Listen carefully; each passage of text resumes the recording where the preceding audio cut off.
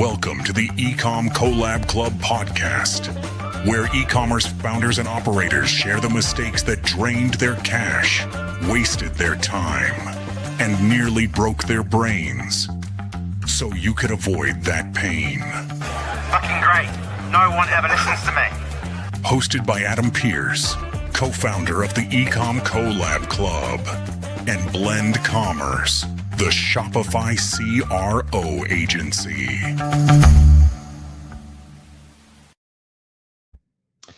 So, Kareem Raslan, founder of Braingain, what is on your mind this Monday afternoon?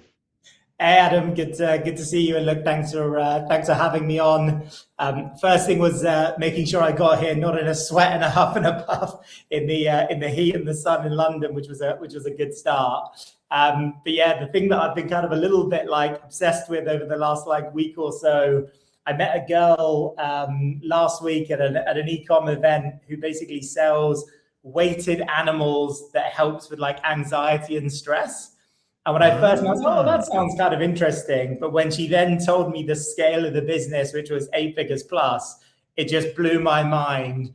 And she sells a mountain of digital products and loads of other stuff as well. So it's just thrown me into a bit of an overdrive into how can we upsell, cross-sell more on our business. But yeah, again, I'm sure we'll come on to some of that in this conversation as well. Do you know what? Sometimes, do you have those moments you go, why do I do what I do and why am I not doing that?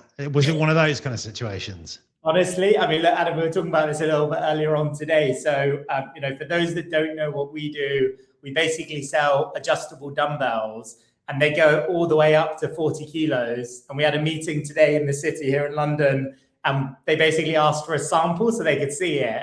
So my co-founder and I were lugging this 30 kilo box around London. And I was literally just sat there thinking, if only I sold weighted cuddly toys that weigh a kilo, would definitely make life way easier for sure. I love it. Yeah. I mean, it's one of those things, those moments you go, yeah, it would have been so nice if you had, a digital products rather than, like you say, you're lugging around 30 kgs. But I mean, look, hopefully you and your business partner took some pictures of each other. You can do the whole bro flex picture on LinkedIn, which you're probably going to quite well, the amount of crap that is on LinkedIn these days. But anyway, that's the story of the day. Now, I want to talk to you about your garage story. I'm not talking about UK garage. You're probably too young for that, about my era. I'm definitely not cool enough for that either, Adam. Join the club.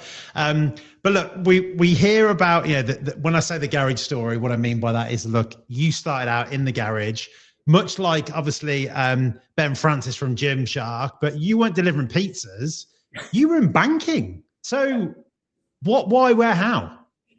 Yeah, honestly, Adam, look, it's I'm slightly biased. I think it's a good story, but I mean, you and others will have to tell me if agree. So, rewind back to kind of summer 2020, lockdown, COVID there, gyms closed. My co-founder Ardo actually saw an ad that popped up for basically adjustable dumbbells from Alibaba, and he's the wilder and the wackier one out of the two of us, and was like, hey, why the hell not?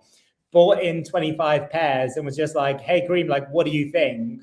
And at the time, he was in kind of Surrey side of London. I was in central London. And he was like, look, I just need to shift them. So basically started by storing dumbbells in our parents' garages, selling on Facebook Marketplace and Gumtree. And it would literally be like anyone and everyone who wanted gym equipment would be dropping us a message saying, hey, are these available? And it was awesome because it was like, whether you were young, old, fat, thin, rich, poor, whoever, people just couldn't get hold of gym equipment.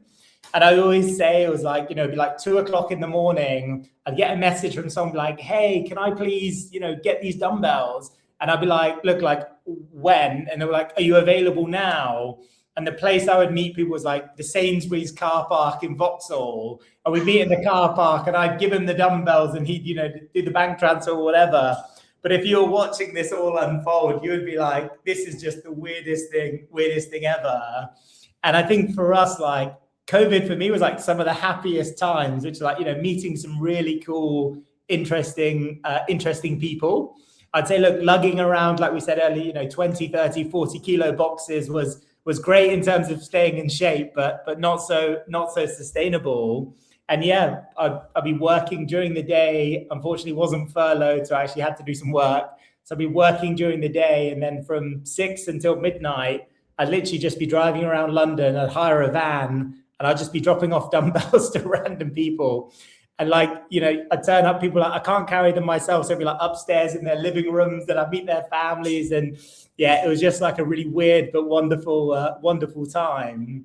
And I always say with a lot of like other founders that I meet, they're like, you know, what was the big master plan and what's your 5-year forecast? I was like, there was none of that. It was just opportunistic. There was a chance to kind of make, and we said it was like, you know, if we can make an extra 100 or 200 quid a month, that's bloody brilliant. And yeah, it's just kind of grown arms and legs since then. Because I think the question, I guess, also then is to give some sense, get some kind of scale of this. Like, you've gone from selling on Facebook Marketplace to go, give maybe the listeners a bit of a view of like where you sell now, kind of how big you are now. Yeah, sure. So yeah, we are in the UK and Europe. So UK, Germany, France, Spain, Italy are our big markets. We've sent a couple of shipments and orders out to kind of North America as well a couple of years back. But yeah, I think for us, we've now sold to over 100,000 customers across 30 different kind of countries.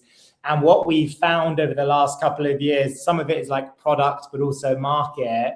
Germany and France are our two biggest markets now. And the UK is our kind of number 3. So I think what we've found, once you've got a winning product and a winning kind of playbook in the kind of the e-com world that we live in with AI, it's just made the world a much smaller place.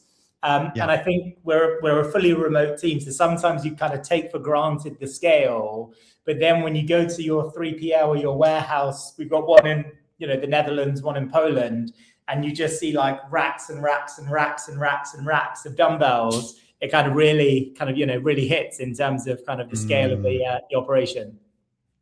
You must feel very proud to see that as well, you know, from literally like, you know, buying some stock from Alibaba to be like, shit, this is all us. Yeah, this is down to the business that we built. It must be a pretty cool thing to see. Yeah, and I think, you know, what both my kind of co-founder and I, like one of the principles we definitely do try and abide by is that, like, you know, being humble kind of, and what I think everyone probably in your community as others are, is like, a lot of it is just like a hard slog.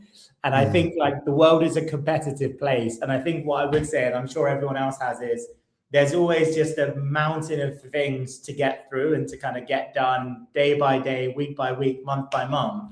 So one of the things we're not good at is just like stepping back and, you know, celebrating the successes. Because I think we've both got this slightly like guerrilla warfare, guerrilla marketing mentality of like, if you're sat sleeping for even like, again, I'm slightly exaggerating here, but like, you know, resting on your laurels, there are always people that are kind of coming up behind you that are taking inspiration. But I think what we found quite interesting over the years is, you know, we used to take inspiration from a lot of other brands, companies in our space. But what we're now finding is, as we're looking backwards, there's a bunch of people who are copying our logos, copying our branding, copying even like our name.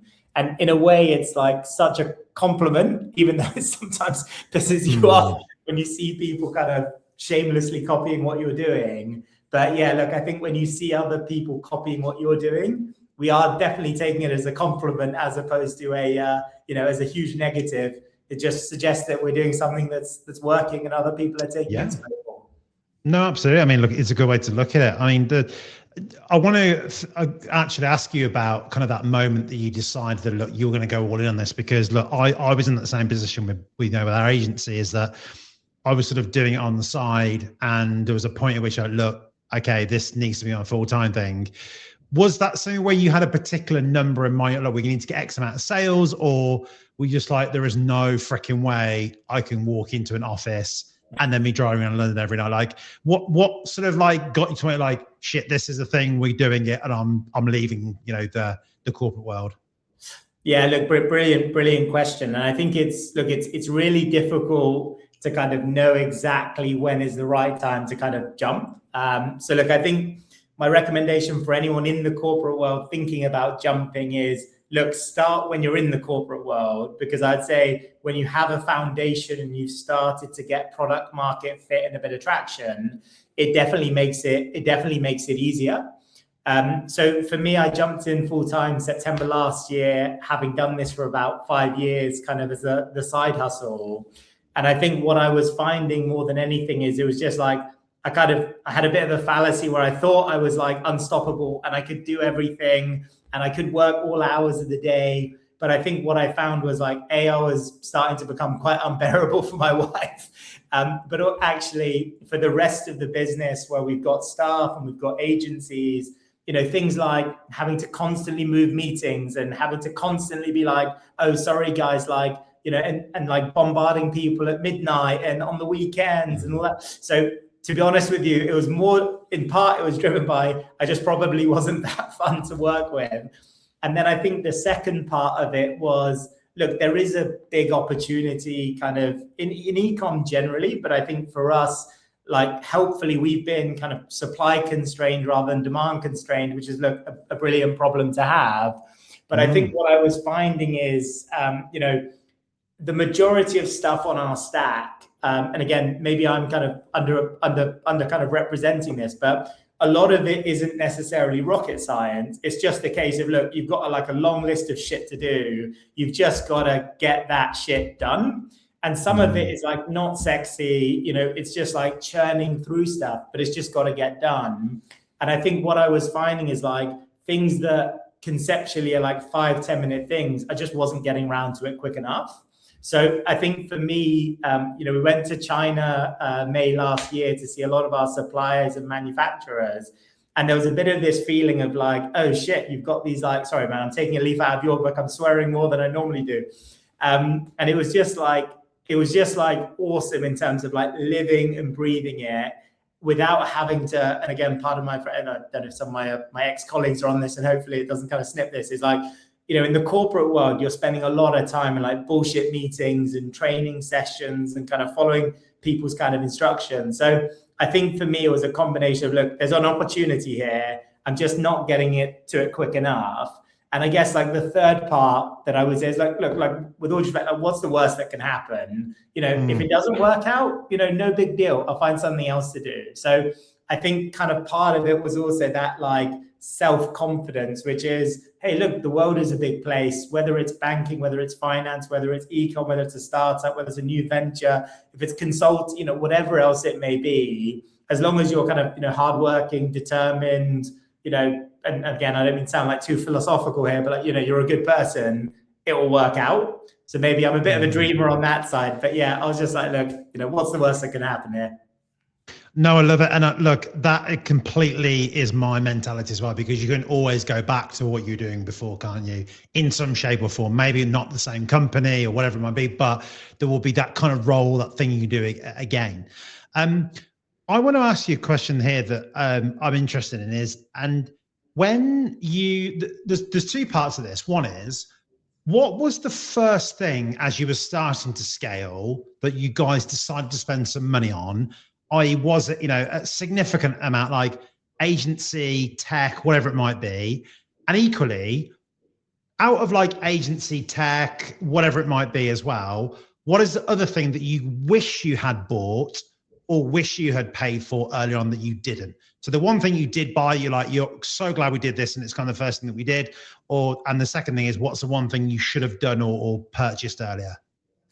Yeah. And I think, Adam, look, the answer is probably quite well kind of connected here, because I'd say for the first 2 years of our kind of operation, we were fulfilling everything ourselves. So we used to kind of, container would arrive. We have to like hire 10 big bulky guys to come and unload this container. It was all at like a big yellow self-storage access, whatever. And UPS at the time would come and collect and then take it away. But more often than not, basically they just couldn't be asked to pick up our stuff because it was all 40 kilos. So for us, like doing all the fulfillment ourselves, the amount of time, effort, energy wasted that could have been spent on kind of better stuff, absolutely biggest regret. And by chance, about 2 years in, we'd run out of stock in the kind of the pre-Christmas area, sold a bunch of stuff. We reached out to someone else selling in the UK and we're like, look, we're desperate for dumbbells. Can you sell us? And we literally went to Northampton in like a van and a truck, turned up to a 3PL, and we were like, holy shit, this is like revolutionary. Which now, as I look back on it, I'm like, man, it was so obvious. Like everyone uses 3PLs, fulfillment centers, whatever. So I'd say like, had we started doing that 2 years earlier, fine, it's slightly more expensive on like a per unit kind of basis between storage, pick, pack, etc. But it's like having outsourced that was an absolute kind of game changer. And I think for us, like in terms of like spending in the early days, I think, look, like we jumped straight into kind of Google ads and we were doing it all ourselves. And I would say just like getting your hands dirty and like figuring out how it all works. I mean, like we've got a really good agency now that do a lot of our PPC stuff. But what I've found over the years is, look, they are the experts. They know how to navigate the system. But if you just like blindly outsource this stuff to the other people, like you're never going to get as much kind of value as you being like in the weeds and guiding as well. So I'd say, look, like just investing into, I know it's like the world's changing now with LLMs and different app loving and all this other stuff kind of out there. But I think, yeah, just like investing into paid spend straight away just got us going. And I think where we are in our middle phase of our journey is, look, like paying for expertise. So for example, at the moment, we've got like a fractional head of growth who works 1 day a week on a day rate basis. Like when you hear the rate, you're like, holy shit, that's quite expensive. But then when you actually kind of measure the ROI and how much ground we cover, absolutely kind of money well spent. So I definitely say like, there is this like penny pinching kind of mentality of like, you just want to save cost everywhere. But I think actually where there is value, look, like the ROI is absolutely there. And sometimes you've got to pay a bit more, but more often than not, it does pay for itself. And if it's not paying for itself, then don't be afraid to kind of cut quickly, I think is the other side to that coin as well.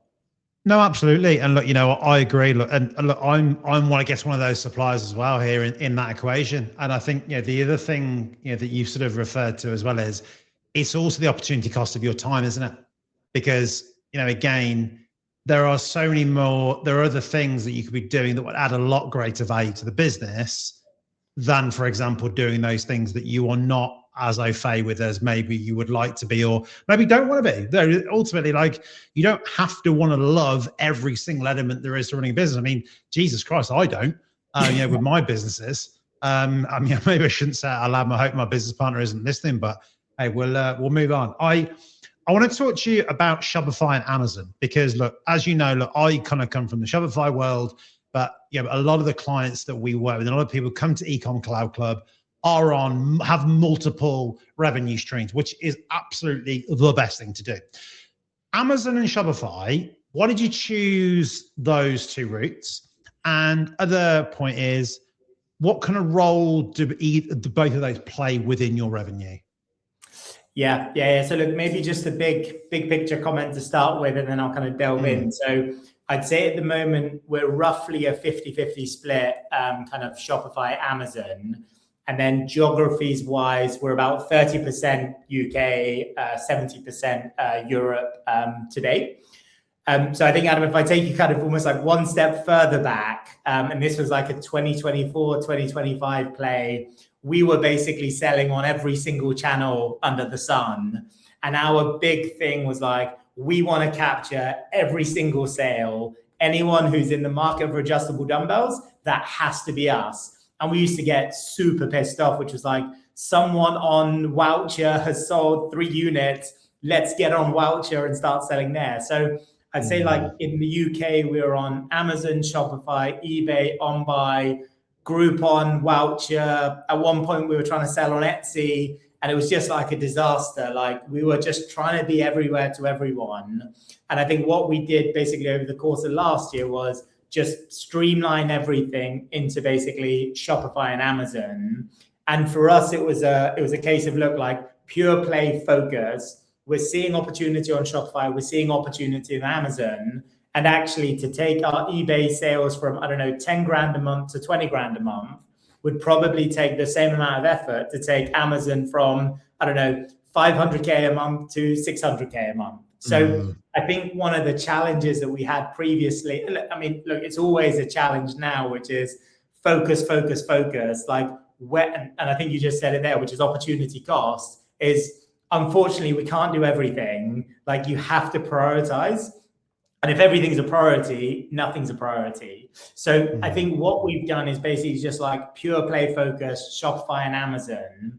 And I think Amazon is an absolutely awesome platform for scaling and scaling quickly. Because if you can kind of get the algos and the listings and stuff kind of firing, you can hit some serious scale pretty quickly. And I'd say the good thing with Amazon is, subject to you getting, you know, all your VAT stuff and logistics stuff set up, you can kind of at a click of a button get all your UK listings live across Europe, and you're basically selling hypothetically kind of day one with reviews ported over as well. And I'd say the other positive with Amazon is, again, there's some like dark arts of Amazon as well, but you're largely optimizing a PDP, which is you're driving people to a PDP. You then don't have to worry about the rest of the funnel, because that's all kind of Amazon's job. But obviously with Amazon, your best case scenario is an 18% seller fee, but you've obviously got to advertise, you've got to pay to play. So best case scenario, maybe like if you're absolutely killing it, but you're never going to get it below that kind of 18% CAC, for want of a better phrase. Whereas obviously on Shopify, that's where then the whole ecosystem kind of comes into play. You've got more control, more flexibility on pricing and offers, and you own the customer. So I think for us as a business, like 2025, it was all about pure play focus on like first order profitability. And this year we're now thinking about, look, how do we upsell? How do we cross sell? How do we kind of increase the LTV and AOV of each customer? So I think for us, Amazon is just like pure play volume, but then kind of Shopify is where our profitability kind of main driver is. And I think what we've tried to do is like the cheaper products we sell in the UK and Europe, Amazon is brilliant for that. But then the more expensive premium stuff, we're kind of driving people more towards the website. So I think, again, like as always, there's no right or wrong. But what I would say is like, find your winning channels, find where you can scale and really double down on them. Because I think with all of us, and I'm a big Alex Hormozy fan, in his podcast, we always talks about, the lady in the red dress. And my co-founder and I talk about it. We probably say that phrase like maybe once a week, which is like, it's like, oh, what about this collaboration or this partnership? No, lady in the red dress, forget about that. Just keep focusing on Shopify and Amazon. And I think for us, like we found that works for us. We tested TikTok, and TikTok, it's just like for a €700 product, it just doesn't work. So I think it's like knowing your channels, knowing your geographies, knowing your winners, knowing your funnels, knowing your strategies. Because I think if you try to be everything to everyone, again, you'll just like appeal to no one, and you'll just stretch yourselves way too thinly as well. Fantastic. Yeah, I mean, I love that as well, kind of how you talking about sort of making sure that kind of your product assortment can be different on those channels. And I think sometimes there's a misconception that you have to offer everything that you offer on both of those channels and kind of using them for different things. I mean, I get the sense, and it's interesting what you think of this. I feel like that some of the D2C brands that sprung up in the same time as you, sort of that COVID era, I don't know, are they a little bit snobby about Amazon? I don't know, like, because I think there is definitely a perception around, and again, look, if I'm speaking politically incorrectly, please stop me. I don't worry about shit like that, Kareem, so you don't need to. Pile in, no problem. So look, like what I would say also, like in our sector, I'd say like our biggest competitors on Amazon are predominantly kind of Chinese brands, cheap and cheerful. And like, again, without kind of going into too much detail, like we sell a 24 kilo dumbbell and our price is say 220. The Chinese competitors are kind of like 140. So I think people see Amazon as this like very cheap, cheerful bargain bucket. There's not really an opportunity to like build your brand and retention and all that kind of stuff. So I think people can be quite quick to kind of dismiss it. But what I would say is like the Amazon machine itself can be a bit of a minefield in terms of like getting to like kind of optimize it. So, I was quite fortunate where I found this like Amazon, he's got an agency, but it's like, this Amazon freelancer who's based in the arse end of nowhere in Scotland, who just happens to be brilliant at Amazon. And he's just helped us like 10x over the last kind of couple of years. So I think as long as you know your numbers and you're like, look, this is like the ceiling kind of CAC equivalent on Amazon, it's called tacos. Like this is the maximum that I'm willing to pay for my customer, for my sale. And look, as long as you're making money, then kind of, with all due respect, like who gives a fuck? So I think exactly. I think people are quick to kind of dismiss it. But what I would just say is like, it all does need to be part of an ecosystem and a funnel, because if you get it right, it can be absolutely brilliant and can kind of transform your business. But yeah, all the challenges we know around like, floor in terms of like how low you can get your acquisition costs, you're always going to hit that 18%. You don't own the customer. But again, look, there are creative ways. I don't want to kind of broadcast it because of Amazon's policy compliance, all that fun stuff. But look, there are definitely ways to encourage people into your funnel, having used Amazon as a bit of a kind of top of funnel, middle of funnel kind of channel. Love it. And I think it's I definitely think that it's more, my perception on that issue is more kind of a UK thing than a US thing, because like I've said many times before, we work with a lot of American brands. And, in fact, a lot of the time, the marketplace revenue that company is generating absolutely dwarfs Shopify. So we are a small part, really, of a small part of their business. So we become less important, which is fine. But it just means that I think there's that acceptance that you do need to have different places for your product. And equally, I think, there will be different types of customers shopping on Amazon with different needs. So I think that's great. I was talking about America there a second ago. I was just going to say, look, I think like Amazon, especially in the States, definitely has that like trust element. Because what I would say is like, for us in Germany, we're not a brand that's like well known per se, whereas actually Amazon gives them that trust that if something is going to happen, that they're covered.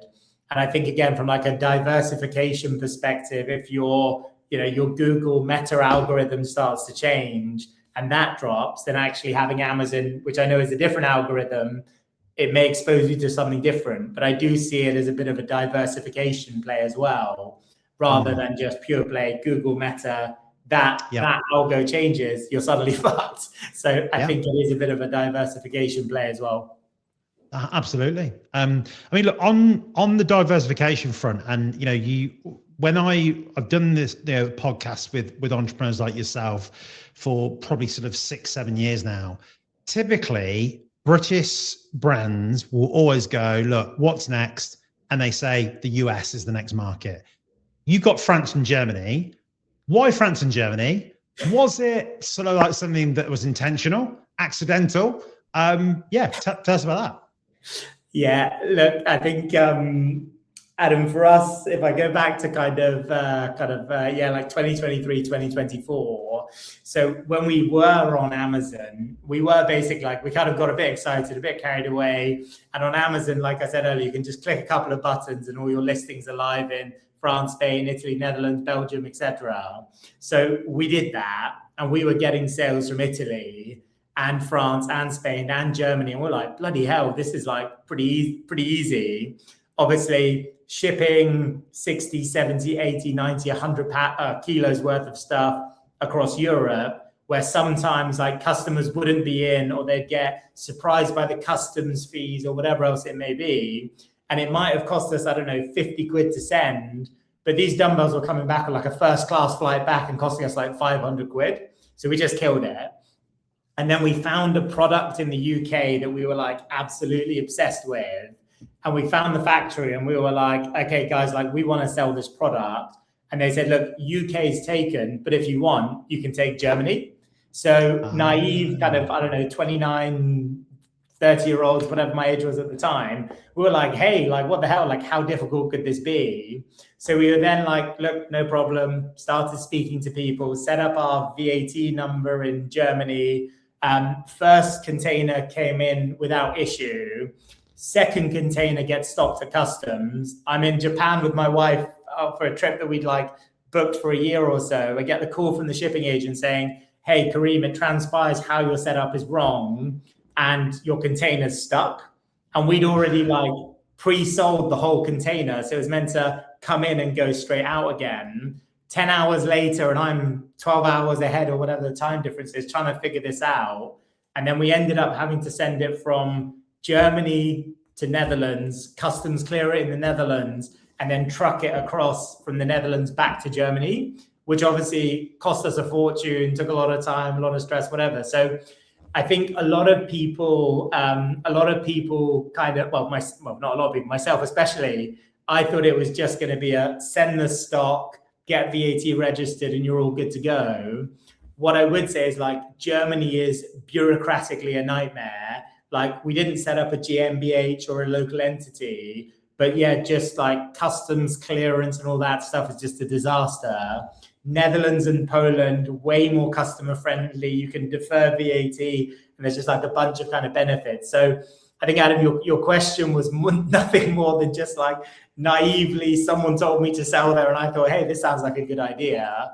And I guess, look, I say it slightly facetiously, but look, there are other considerations. Germany, slap bang middle of Europe, they've got the cheapest VAT rate across all of Europe at 19%. Some of the others are 27, 28%. And yeah, just look like really big kind of population. So yeah, we started Germany, and then we've since expanded into kind of France as our two main markets. But I think, again, what we naively thought was like, we've got a winning product, set up Google Ads across all of Europe to an English landing page, and it will just convert like hell. It did convert like hell, but negatively. It was complete garbage. So we were just like, look, we need to just like go super deep on specific markets, focus on one, and then go on to the next one and the next one. So we went back to that. You see like a bit of a theme here, which is like, we tried to sell to everyone, didn't work. So we were like, okay, cool, let's just go super deep on one market, localize website for language and content, German language, email marketing, German language meta ads, German language Google, German language CS, German language content creators, et cetera, et cetera, et cetera. And honestly, it's just made a huge difference versus all of Europe, they just speak English, we'll be all good. I mean, yeah, but it's hard, isn't it? Because look, ultimately, I think a lot of us in the UK will start with that presumption. And I think a lot of us have realized that it's not possible. And equally, so look, Kevin kind of had a question, which was more an extension of mine, and you've completely answered it. So Kevin, I hope you're happy with Kareem's very good answer there. And I'll take that question off the screen. If people do have more questions, do keep them coming in as well. I think Kareem, one of the things I want maybe just one on that question. So I think, Kevin, what we have done is local fulfillment. So I think fulfilling from the UK into Europe, again, I'd say it depends on what your product is. So if you're under 150 euros, you can send to the EU from the UK, no issues, customs are covered, etc.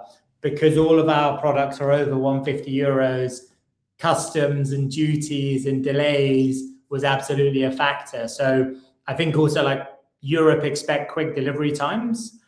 So for us, we set up 3PLs in Europe just to make sure quick delivery, no customs, no headache. And yeah, look, honestly, we found that to be a big consideration for a lot of the European market as well. Awesome. Now, Kareem, I'm going to ask you a question here that I'm going to share my answer to this. And it was there something that worked in the UK that didn't work in Germany? And I'm going to share first because I actually ran an ecom collab club in Berlin, in Germany, and realized that running an event at 8 a.m. in Berlin was not the best thing to, because most people are still in the nightclub at 8 a.m. So that's my example of one thing that works in the UK that didn't work in Germany. What is your example? Or it doesn't have to necessarily be Germany, but one, France as well. anything in the UK, either product-wise, strategy-wise, that just flopped? Yeah, look, and I kind of touched a little bit about it before, but definitely localization. So I think Germany, some English speaking is okay, but in France, for example, if you basically want to try to sell someone a product in France that has even the remotest, smallest kind of sense that they're English, your conversion basically goes to zero. So I think that like naivety around like, look, it should all be fine. They'll definitely buy because the product's great. I think what we found was like that absolutely was not the case. And I know, Adam, your like specialty is obviously like CRO related stuff, but I think what I would say is like, you know, I wouldn't say it's necessarily like a mistake, but different countries again have like different customs. So I'd say, you know, the UK Boxing Day sales are an absolutely huge part of like the e-com calendar. Whereas in France, there are regulations that if you put any sort of sales messaging between the 26th of December and the 1st of January, there's actually like some criminal ramifications that could kind of arise as a result of like trading staff. Why they do it, I have no idea. So luckily we haven't kind of fallen foul of like anything like that. But for us, it's like, as we're trying to do more localized email marketing, I was like, okay, shit, like and we like designed all these emails and scheduled them, which like Boxing Day sales, blah, blah. And then just quickly like ChatGPT is like, is Boxing Day a thing in France? It was like, absolutely not, do not even go near it. So I think that like, I don't want to call it like naivety, but it's just like that cultural awareness. I think it can definitely kind of get you into some kind of sticky trouble. Yeah, absolutely. And thank God for ChatGPT is all I can say. How we actually did business without it, I don't know. Anyway, I want to get into some nitty gritty here. And I know you have spoken quite passionately, you know, about banging the drum, I guess, ultimately on unit economics and really making sure you're clearing those. If I am 12, which I kind of am in my head, explain unit economics to me. So I would say like unit economics, for anyone that doesn't know what it is or isn't prioritizing it, I would say is like the most important and fundamental thing to kind of run your e-com and scale your e-com kind of business. So in very, very simple terms, it's for each product that you sell, and I'm going to complicate it a little bit, like each product you sell in each geography you sell on each channel you sell, it's basically what is your contribution margin or profit that product will make. So I think for us, we were blindly, up until kind of maybe middle of last year, blindly following sales, which was like, sales are going up, it's fantastic. And we were doing like cash-based accounting. So we were selling loads, cash-based accounting, we're just like paying everyone like really, really late. And our monthly financials were showing like, yeah, this is like a profitable year, profitable month. Up until we were just that sad thing, well, the bank balance is going down, not going up. And we're not feeling like money in our pocket. And we were like, okay, shit, like what's going on here? So first of all, we moved to accruals-based accounting. So in each month, irrespective of when you pay stuff, what are your ins and your outs? And are you making money at the end of it? First things first, if you're not doing that, categorically find an accountant who can get you to do that, because without it, you're basically operating blind. And I think the follow-up to that was, okay, cool, we're either losing money or not making as much money as we kind of thought we were. So then the question is, within your portfolio, what are your winners and what are your losers? So finding your winners, double down on them, your losers, either kill or kind of optimize. And again, sorry, Adam, I'm going to go a little bit mathematical here, if that's kind of okay. No. But there's basically like different components of your unit economics that I often see as like a pieces of the pie. So if you start at like price, VAT, COGS, so what you've paid for the actual products to kind of land, fulfillment, and then like your marketing or your CAC. And then what I think a lot of people forget about is things like returns processing fees, discounts, commissions to affiliates, etc. So once you kind of remove all of those different things, what's left in terms of your contribution margin? And then basically, does your contribution margin times by your volume cover your operating expenses? So staff, subscriptions, rent, kind of, etc. So what we basically did last year was a big exercise in, okay, every single product, every single channel, every single geography, what's making money, what's not. And what we basically did, because we're largely a one and done business, which is we sell adjustable dumbbells and we're trying to sell, more complementary stuff. But in its most simple terms, it's like, how can we make the sale of the dumbbell as profitable as possible? And for us, it then gave rise to two bits, which is when we're then speaking to our agencies, this is your ceiling CAC. Like, you cannot go above, 90 euros for this product. And then the second part to it is, okay, those different pieces of the pie, how do you then optimize? Okay, COGS, can you negotiate with your suppliers? Can you negotiate freight? Okay, fulfillment costs, which of that part can you, like the picking, the packing, the courier rates, what can you bring down? Okay, your OPEX, how do you basically reduce your overheads, cancel those subscriptions, review it line by line, etc. And what I would say is, like, having done all of that, it's just completely revolutionized the business. Our conversations with our, kind of agencies has been way easier, way simpler. We're focusing on the most profitable stuff. And at the same time, we're like optimizing kind of everything else as part of that stack.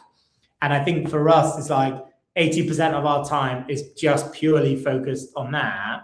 And what's happened as a result is, like, we've discontinued products, we've discontinued channels, we've discontinued markets in terms of, okay, cool, Sweden's VAT rate is 25%. In order to make that market make sense, either our CAC needs to be 0 or the price needs to be like 2x. And we were like, in order to try and get that to work, it's just not worth our time. So we've just gone, it's just given us that like crystal clear clarity of like what the winners are, where we should focus on, and basically just like discontinue or stop spending time on this, that, or the other. I really want to take what you just said, the portion of that recording, and put it below a LinkedIn post that I posted a few weeks ago about the fact that 9 out of 10 calls that I get on, brand founders and e-commerce directors do not know what their profit margin is. And you just highlighted there perfectly why I bang the same damn drum. Because I think ultimately it allows you to sleep easier at night. And equally, like you said, if you are talking to someone like me, we all know what you can afford and what you cannot afford, and whether it's going to be worthwhile as getting together from the very outset. So very refreshing to hear that, and thank you for breaking it down. Brilliant breakdown. Hopefully simple enough for a 12-year-old Adam. It worked for my 12-year-old brain, so yeah, you did a good job.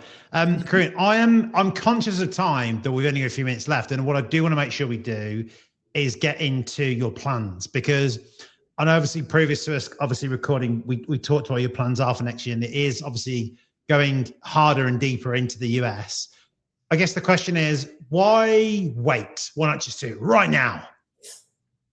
Yeah, look, so I think we as a business historically, we're in we want to do everything today, and we basically just kind of got nowhere near to where we wanted to be. So I think for us, we've like been very intentional of, look, 2025 kind of was our pivot from like chasing revenue and scale to kind of more gradual profitable growth in our core markets. I think this year, and again, my co-founder always takes the piss out of me, which is like, this year is like the year of the cross-sell, upsell, in terms of like trying to get the average number of orders per customer from like 1 to 2 and kind of beyond. And I think what we found, Adam, is like, because again, we've been like supply constrained rather than demand constrained, the way that our working capital cycle works is we basically need to start buying stock for peak period from basically like June and July. So almost every single penny we've got goes into stock during that period. So for us, we've challenged ourselves to say, look, like we want to make Q4, as I think a lot of brands do, as profitable as possible. So that involves a lot of making sure that the business is prepared. Any optimizations that we can do today, let's kind of get them done so we can see the fruits of that labor in kind of Q4.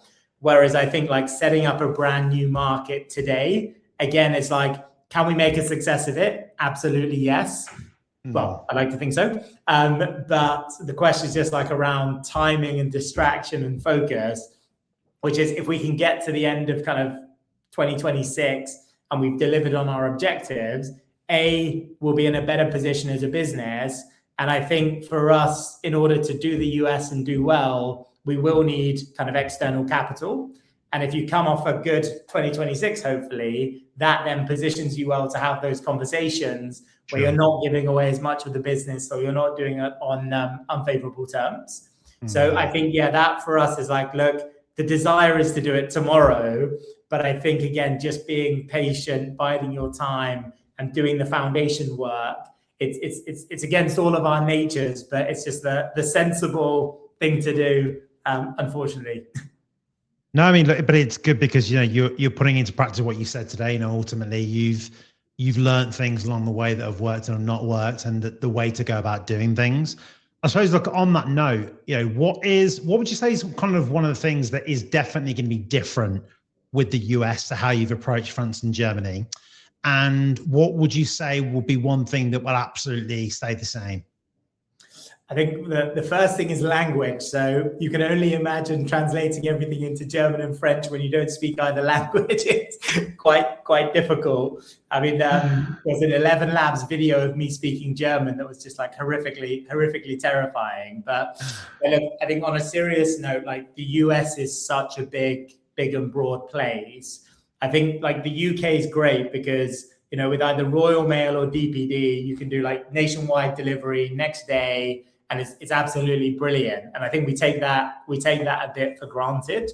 Like the US is a continent. And I think there's just like a logistical challenge of, do you set up your fulfillment day one, East Coast, West Coast, or somewhere in the middle like Houston?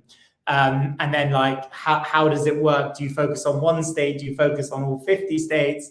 So I think it's similar in terms of like your go-to-market strategy isn't necessarily just a bring it in, put some ads and kind of get going. But look, what I do think is like the Amazon, and I always use the example of like, in Germany, we sell, 200 pairs a month of X. The equivalent seller in the States is selling 4,000 to 5,000 kind of pairs a month. So just the scale is horrifying. Sure. But look, so I think there will be similarities but differences. But look, as with all things, I think you've just kind of got to dive in and test and experiment, and look, just figure things out as you go along.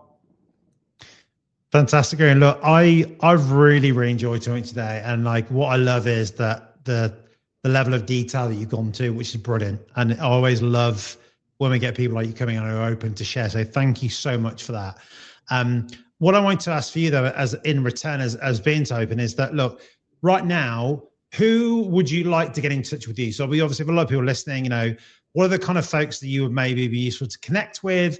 Obviously, look, tell us about where to go to obviously buy the product, but is there anything in particular that you would like to reach out to you or people that you're looking for as well?